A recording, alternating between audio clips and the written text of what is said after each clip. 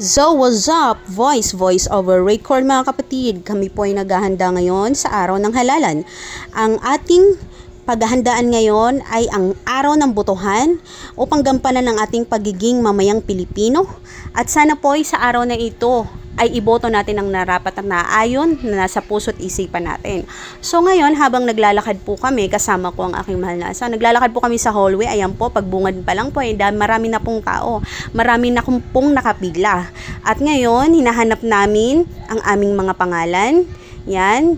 Room by room. Yan yung sinasabi po nilang presento, kung saan kang presento na dapat ay boboto. So ayan, yan, tinitignan po namin yung bawat cluster.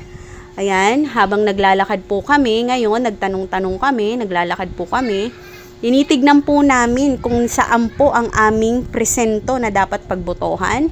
At meron po nakapagturo sa amin na dito po sa bandang kaliwa, meron daw po doon nakakapangalan. Ngayon, habang hinahanap namin ng aming mga pangalan, may kita po dyan sa wall yung bawat pangalan, at sa pangalan na yan, meron pong larawan ng inyong muka na hindi ho kayong malilito kung saan kayo, saan presento, anong pangalan, anong numero.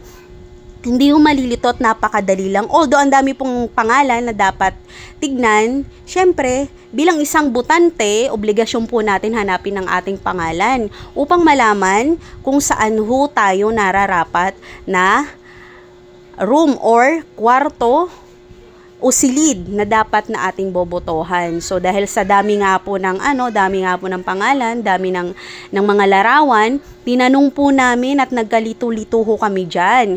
So bilang isang mamayang Pilipino at obligado tayo sa pagboto na yan. So after that, nag-ikot-ikot po muna ako, tinignan ko yung pila.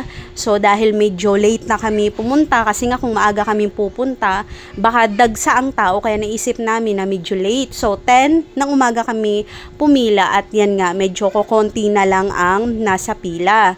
Medyo tahimik, at kahit papano po ay hindi siya masyadong talagang sobrang maingay. Kumbaga yung oras na yan, yung panahon na yan, ay seryoso ang tao, nakahanda sila. At saka sila, parang seryoso sila sa kanilang obligasyon, nakahanda sila kung sino at ano dapat ang iboboto nila. Ayan po yung gym namin kung saan kami bumoboto. Ayan po yung mga taong nakasapaligid, tinitignan nila bawat isa-isa kung saan silang silid. At yan, inikot ko pa ho, at saka yung dito lang po sa bandang unahan ang mga presento. Ayan. Abang hinihintay ko pa, tinahanap ka pa yung room ko, inuna ko muna yung aking kasama na siya munang unang bumoto. So, after that, habang siya na yung unang pumunta sa kanyang silid, tinitignan ko, at yan nga po ay nakahanap na ako ng aking maupuan, at nasa pila na din ako. At yan si ate nasa harap ko, pagkatapos niya po ako nahuan susunod. At ayan na, sa wakas, nakabuto na rin. Sana kayo rin po